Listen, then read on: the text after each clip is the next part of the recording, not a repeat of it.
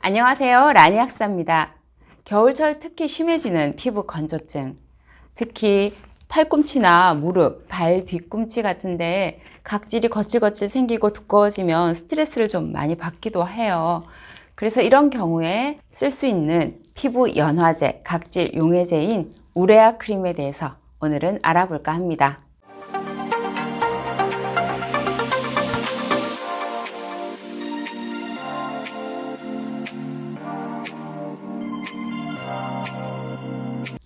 먼저 우레아가 뭔지 알아볼까요?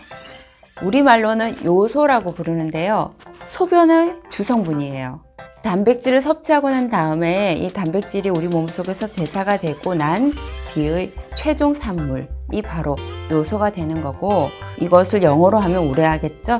이 성분이 각질을 녹일 수 있는, 피부를 부드럽게 만들 수 있는 성분이 된다는 거죠. 이 우레아 크림은 바르는 외용제로만 쓰는데 그 농도에 따라서 용도가 달라지게 돼요. 10% 미만인 경우에는 보습력을 인정받아서 피부 건조증에 사용을 할 수가 있고요. 20%에서 40%짜리 고농도의 제품은 각질을 용해하는 작용을 가지고 있거든요. 그래서 각질 용해제로 사용을 합니다. 즉, 이 각질층의 단백질을 녹여준다는 거죠. 이 각질이라는 건 사실은 우리 모발이나 피부 그리고 손톱 같은 것의 구성 성분이기도 하고 중요한 성분이기도 해요. 하지만 이것이 수분을 잃게 되고 점점 두꺼워지게 되면 정상세포까지도 다칠 수가 있거든요. 그래서 이런 굳어버린 각질을 녹여서 피부를 부드럽게 만들어주는 것이 바로 약국용 일반 의약품으로 취급하고 있는 우레아 크림이고요.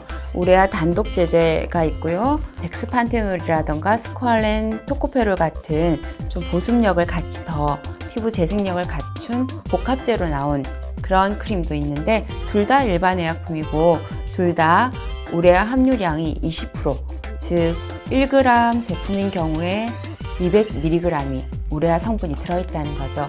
우레아 크림을 사용하실 때 주의사항이 몇 가지가 있는데 하나씩 말씀드려 볼게요. 첫 번째는 정상적인 피부 조직에는 우레아 크림을 사용하시면 안 됩니다. 이때 우레아 크림은 20% 이상의 고농도 제품을 말씀을 드리는 거예요.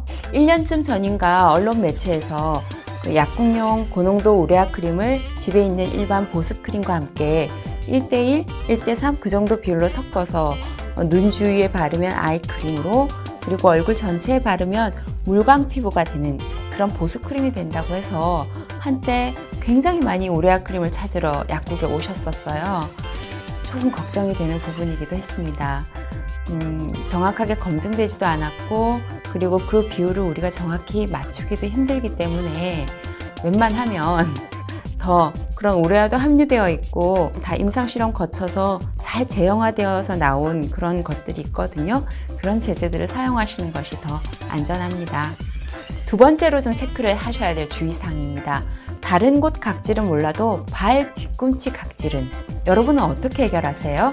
보통 이렇게 많이 하죠. 이 돌로 이제 밀어주죠, 열심히. 특히 대중 목욕탕 이런 데 가서 열심히 밉니다. 그리고 다 밀고 이제 나와서는 이건 의약 외품에 해당되는 건데 여기도 우레아 성분이 들어 있습니다.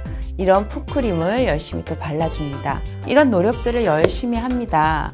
며칠은 좀 효과가 있는 것 같은데 다시 또 각질이 생깁니다. 이건 왜 그럴까요? 발 각질의 경우에는 거의 대부분, 거의 90% 이상이 무좀균 때문입니다. 사실 무좀이 지간형이나 수포형뿐만 아니라 각화형 무좀도 있거든요. 이런 경우가 이제 각질이 두껍게 쌓이는 형태인데, 그런 경우에 각질만 밀어준다고 되는 문제가 아니라 무좀균도 함께 제거를 해줘야 되기 때문에 무좀 치료도 꼭 병행을 해주셔야 된다는 거죠. 이건 참고로 말씀드리는 건데 많이들 아시겠지만 무좀균을 가장 많이 옮아오는 곳이 대중 목욕탕의 그 욕장 앞에 놓인 발 매트 있죠. 거기라죠. 그래서 저는 거기는 이렇게 심호흡한 다음에 멀리뛰기로 점프를 하거든요.